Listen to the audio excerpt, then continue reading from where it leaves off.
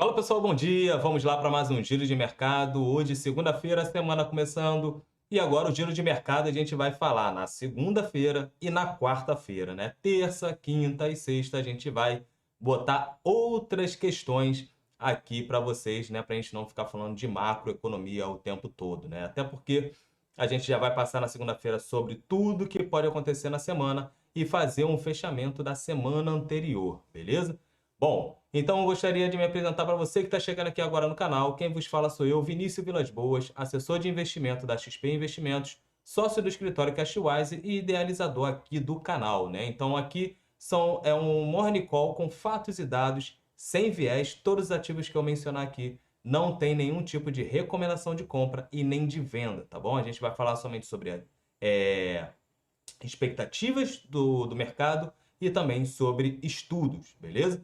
Então, fique aqui no vídeo que a gente já já vai mencionar o que está acontecendo no mundo e também o que aconteceu no nosso Ibovão da Massa, beleza? Então, fique com a gente aqui. Bom, olhando nesse final de semana, né, nós tivemos ontem aí, vou começar já com a notícia, né, que foi do empresário Abílio Diniz, né, que para mim foi um papa aí no varejo brasileiro, né, um cara que revolucionou o varejo, né, tem pessoas que gostam, outras que não gostam, mas para mim foi o cara do varejo, né, então nós tivemos a informação que ontem, né, Abílio Diniz, aos 87 anos, né, deixou aí o nosso plano terrestre, né, e agora foi fazer, né, fez a sua passagem, né?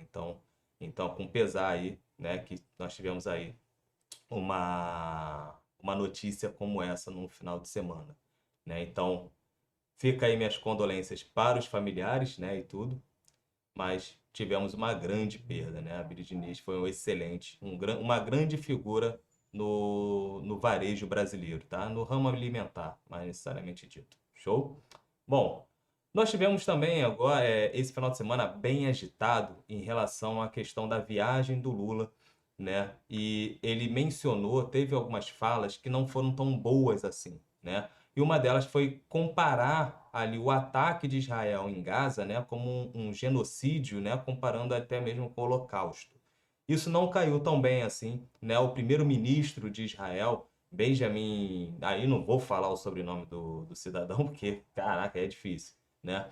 Bom, o primeiro-ministro de Israel, né, não gostou, né, disse que essa fala do Lula foi basicamente fazer aquele cruzar a linha vermelha, né, comparar Israel à Alemanha, né, nazista ali de Hitler. Então isso foi muito ruim, né? Então até mesmo alguns deputados já começaram aqui, né, a galera da oposição já começou a se movimentar para querer até mesmo botar um pedido de impeachment, né, do presidente. Isso é só fogueira, né? Só fogueira. Não sei, isso acredito eu que não vai mudar nada, certo? Então, isso acabou ficando muito ruim, né? Porque a gente tem ali uma boa relação ali com Israel, né? E isso acaba afetando um pouco mais, né? Então, tem coisas que o presidente poderia não se meter tanto assim, né? Dar seu parecer e tal, mas saber até onde é o limite, né? Isso pegou meio mal, isso foi ruim, né? Bom, olhando para as bolsas hoje, né? Nós tivemos aí as bolsas asiáticas, a China voltando do seu feriado, né? Daquele feriado lunar, e nós tivemos uma boa surpresa, né? Aonde nós tivemos ali as bolsas asiáticas, elas fecharam sem uma direção única, porém a China tiveram bons dados, né, em relação a viagens e a consumo, certo? Esses dados vieram mostrando um consumo e dados de viagem, né, doméstica acima de períodos pré-Covid-19. Isso foi muito positivo, onde fez com que as bolsas chinesas, né, ganhassem um pouco mais de força. Isso é positivo. Nós tivemos o PBOC se mantendo ali a sua taxa de juros, né, de médio prazo, né, que é conhecida como MLF, né, ela ficou ali em 2,5% e tem uma expectativa dos analistas com que o PBOC venha a cortar a taxa de juros, né, e com isso fomentar um pouco mais a economia chinesa, que a gente sabe que precisa de ter esse empurrão, né? Então, pode ser que isso venha a movimentar as bolsas, só que hoje a gente tem ali, né, o feriado nos Estados Unidos, a agenda um pouco mais vazia, então a gente tende a ficar também com o mercado um pouco mais travadão, né? Bom, É, seria somente isso. Deixa eu ver se tem mais alguma coisa aqui. Basicamente não, certo? Vamos seguindo aqui o nosso. Mas, botar aqui para vocês. Bom, nós tivemos aqui, ó, Ásia e Oceania fechando sem uma direção única, né? Tailândia ainda fechada dentro de um feriado. Nós tivemos somente Hong Kong e Japão ali fechando no campo negativo, né? O restante fechando aí no cenário positivo. Olhando a Europa está aqui, ó, sem uma direção única, porém a sua maioria no campo negativo, tá? Mostrando ali uma realização, agenda vazia, né? Então, feriado nos Estados Unidos, isso tende a deixar a bolsa com as bolsas com menos volatilidade, né? Com menos vol, beleza? Bom, deixa eu só tirar aqui meu relatóriozinho. Esse relatório, se você quer receber esse relatório, deixa até aqui para vocês, ó. É só seguir lá no Telegram o canal da Cashwise, né? Então eu coloco esse relatório aqui para vocês, onde a gente vai falar, né, sobre o mercado asiático, Europa, né, os futuros norte-americanos, né, como é que foi o fechamento ali da última sessão, Brasil e os juros e a parte ali de câmbio, né, para a galera que opera aí no mercado de derivativos, né? Então, índice, dólar, é um relatório bem interessante que dá para você ter uma noção do que está acontecendo, beleza? Bom, olhando as commodities, nós temos aí WTI e o Brent, né? O petróleo caindo um pouco mais, né? 0,44%, ó. 77 dólares e 86 cents o WTI. E nós temos o Brent trabalhando acima dos 80 dólares, né? Trabalhando ali em 82 dólares e 28 cents, né?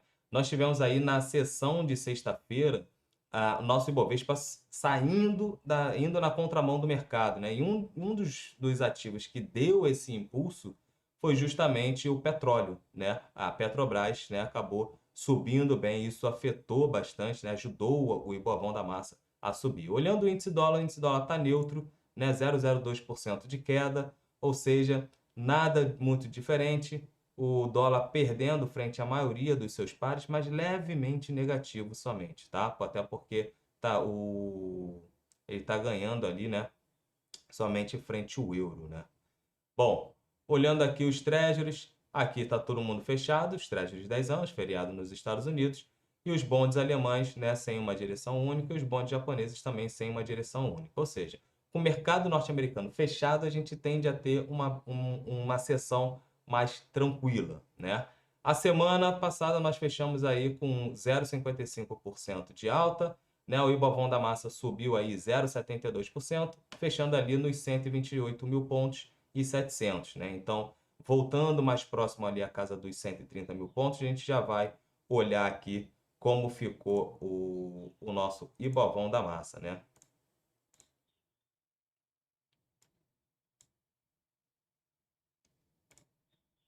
Eita, calma aí. Pronto. Bom, olhando o Ibovespa, né? O Ibovespa, deixa eu só aumentar um pouco mais. Aqui.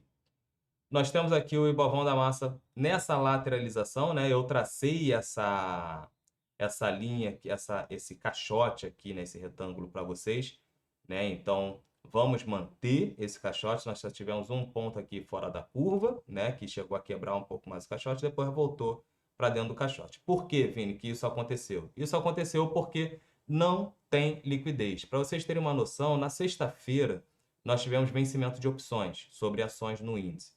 O giro financeiro ficou em 23 bilhões de reais, ou seja, muito baixo, né? Até com vencimento de opções, nós tivemos um volume muito baixo. Porque nós estávamos ali numa semana ali do feriado, né? Então já era uma semana mais curta. É um mês que basicamente o mercado pouco olha, né? Os investidores pouco atuam no mercado. Então isso acaba fazendo com que não tenha tanta volatilidade, né? Não tem, a bolsa acaba ficando mais travada, né? Então ninguém tem motivadores para poder tomar ações, né, risco, e até mesmo sair de risco. Até porque nós tínhamos ali Congresso aqui no Brasil, estava ali em recesso ainda, depois a gente sabe que no Brasil tem o Carnaval, todo mundo viajando, muita gente lá de fora vem para cá, ou seja, ninguém está olhando Bolsa de Valores. Então, por isso até mesmo que o giro de mercado ficou até mais tranquilo, né? A gente quase não falou nada, até porque não tinha muitos motivadores para serem falados. Por isso que eu acreditei aqui, né, na minha análise, que iríamos ficar nessa lateralização aqui, certo? Ganhando essa região aqui, tem que ganhar os 130 mil pontos e fechar acima dos 130 mil pontos, né? Vir aqui encostar nos 131.800 para depois fazer um novo fundo, né? Testando essa região aqui que está uma resistência, testar como suporte para voltar a fazer novas máximas, tá? Até isso acontecer, nada diferente. Vini, a bolsa agora pode vir a cair? Na minha visão, pouco provável a bolsa vir a cair. Até porque nós temos o seguinte, tá? Nós temos uma trajetória da nossa Selic para baixo, tá? Isso faz com que o valuation das empresas melhore, beleza? Isso faz com que o valuation das empresas melhore. Então, isso traz atratividade para a renda variável, porque fazer dinheiro na renda fixa fica muito mais difícil. Então, é questão de você analisar ou sair da emoção, né? Que a bolsa subiu, a bolsa caiu, a bolsa subiu, a bolsa caiu, e olhar os números, tá? Olhar os números. Então, pense pelo seguinte, a gente está olhando para uma curva de juros, deixa eu até botar aqui, ó.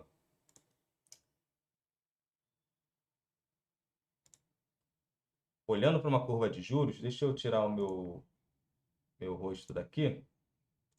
Pronto. A gente está olhando para uma curva de juros aqui, ó, para praticamente no final desse ano, ali em 2024, a 9%, né? Então, e a nossa Selic também projetando ali para ficar na casa de 9%. Ou seja, a gente vai ficar um dígito ao ano, né? E esse um dígito ao ano tende a deixar, né, a bolsa muito mais atrativa do que a renda fixa, beleza? Então, só para vocês terem uma noção. Aí depois lá a gente já teve um alívio na curva de juros, né? Isso foi positivo. Deixa eu trazer aqui novamente. Então a gente tende a ter uma bolsa mais para cima, beleza? Agora, Vini, quais são os ativos que vão ganhar mais força? Aí, meu irmão, não sei, certo? Opa, aí eu não sei, beleza? Bom, o que que nós tivemos aqui? Um volume muito baixo, materiais básicos basicamente todo em alta, né? Então a Vale subindo aí 3,31% com 2,7 bi de reais, né, para cima. Isso é positivo, né? Foi basicamente aí 10% do Ibovão da massa ficou aqui em Vale, né? Então, mais do que 10% Vale e Petrobras ficou aí basicamente a movimentação do Ibovespa, beleza? Bom, comunicações TIM, Vivo, né, caindo um pouco mais, saúde somente Hapvida aí, né, e Hypera ficou aí no campo positivo e tecnologia acabou ganhando um pouco mais de vulto. Tecnologia é bem interessante, né, porque quando a gente olha lá nos Estados Unidos, a bolsa basicamente está subindo por causa da tecnologia, né, por causa da tecnologia. Bom, vamos olhar aqui o dólar. A doleta que também não tem motivadores para ficar acima dos R$ 5, né? Então ela continua nessa lateralização aqui dos 4,93 e os 4,96 aqui, 4,97. Então vai ficar nessa lateralização até ter um rumo, né? Porém, nós temos a tendência primária ainda do dólar, da moeda, ainda para baixo, tá? A gente está aí num viés negativo, beleza? Agora, para fazer novas mínimas, tem que perder aqui os 4,80. Sem perder os 4,80, o dólar tende a segurar nessa região e a probabilidade, né, se continuar segurando aqui, é subir um pouco mais o dólar. Mas vamos aguardar, porque com os dados de inflação que a gente tende a ter nessa semana, nós tivemos lá nos Estados Unidos, né? Vou botar aqui a semana agora atual, os dados de inflação, ó. Na semana passada nós tivemos os dados de inflação. Opa, cadê o meu calendário? Nós tivemos os dados de inflação norte-americanos, né, na semana passada, aonde vieram acima do esperado, né? Então, o CPI e o PPI. CPI é a inflação ao consumidor e o PPI é a inflação ao produtor, né? A inflação do atacado. Isso veio acima do esperado. Com mais as falas dos dirigentes do Fed, isso fez com que as bolsas, né, norte-americanas chegassem numa realização. Mas também a gente estava com a bolsa ali na high, né? Então, muita cautela, porque assim, a expectativa que o mercado tinha de baixar taxa de juros norte-americana no primeiro trimestre, isso pode não acontecer, né? Praticamente já está nulo essa questão. Mas só que a galera está querendo que a taxa de juros baixe, né? Nós temos umas questões dos bancos regionais, onde o Fed separou alguns bancos ali, aonde ele vai fazer uma restrição, né? Um acompanhamento também mais de perto, até porque esses bancos não estão tão bem assim, mas são bancos regionais, né? Bancos médios. Isso pode trazer um tipo de movimentação aí para o mercado já no mês de março, tá? Já para o mês que vem. Não vou falar que seria esse mês, mas no mês de março, geralmente, isso pode vir a estressar o mercado. Geralmente não, isso pode vir a estressar o mercado. O Fed, né, o Banco Central norte-americano, no ano passado, chegou a fazer um teste de estresse, né, no setor financeiro. Por quê? Nós temos o mercado imobiliário norte-americano que também não está tão bem assim, e a gente sabe que quando o mercado imobiliário não vai muito bem, isso afeta logo em seguida, né? Tende a afetar, melhor dizendo, logo em seguida, o setor bancário, tá? Mas só que os bancos médios são os que mais devem sofrer com isso, beleza? Então, deixa aí no radar para vocês acompanharem. Então, o índice de inflação norte-americana subindo, as falas duras dos dirigentes do Fed já reforçando que no primeiro semestre não teria corte de juros, mas tem aí uns 3 cortes de juros que podem ser feitos para esse ano ainda. Então, corte de juros norte-americano vai acontecer? Sim, a probabilidade é alta de acontecer já esse ano, de 2 a 3 cortes de juros. Quando vai acontecer? Essa é a resposta que o mercado está buscando, para buscar o time para poder entrar com mais força na renda variável. Porque quando você olha o mercado norte-americano, ele subiu, mas muito impactado pela Nasdaq, né? Pelas ações de tecnologia. Então a Nasdaq subiu, elevou o S&P e o Dow Jones, olhando as principais empresas, né, do índice Dow Jones, jogaram para cima, beleza? Mas a gente olha ali o índice de small cap, né, nos Estados Unidos, que é o Russell 2000, ele está praticamente de lado, não andou. Então tem muita ação ainda nos Estados Unidos para ganhar força. Isso vai depender de como vai ser o setor bancário e como vai se dar o corte da taxa de juros norte-americana, beleza? Para cá, para o nosso Brasil, nós temos nessa semana aqui o índice IBC-BR, que é uma prévia do nosso PIB, né? E isso pode trazer movimentações, né? Porque tirando as questões norte-americanas de queda ou não de taxa de juros, o cenário para a gente está bom. A gente tem aí um ciclo de corte da taxa Selic, nós temos um PIB que está positivo, o nosso único problema é a questão fiscal, tá? Então, como vai se dar o déficit fiscal, né, o resultado primário ali do governo, essa que é a grande questão aqui no Brasil, tá? A grande questão no Brasil. Porque a gente sabe se não fechar tanto se não fechar o resultado, isso pode vir a trazer inflação futura e trazendo essa inflação futura pode fazer com que o Banco Central não venha subir, não venha continuar caindo taxa de juros. Mas lembrando que esse ano tem eleição, Campos Neto provavelmente não fica e vamos ter um novo presidente do Banco Central, tá bom? Bom, essa semana nós temos aqui relatório do Boletim Focus, que vamos ver se sai na segunda-feira, conforme sempre saiu, né? Índice BCBR, né, que sai hoje, o consenso aqui no Profit está mostrando aí 0,75%, né? O anterior foi 0,01%. Beleza? Então, essa aqui é uma prévia do nosso PIB. A confiança no empresário, né? Então, sai hoje na segunda-feira. Nós temos aqui na quarta-feira. Opa, calma aí. Tá faltando país aqui, pô. Pera lá, Vini Max. Pera lá. Vamos botar Japão também, porque é bom a gente olhar o Japão. Bom, nós temos balança comercial do Japão amanhã, né? Nós temos aqui. Cadê a China? Botei a China, botei. aqui, ó, eu botar, como eu tirei os impactos, hoje tem a taxa de juros, tá? De curto prazo lá na China. Então, pode ser que a gente venha a ter aqui, ó, um corte nessa taxa de juros, tá? Que eu mencionei lá.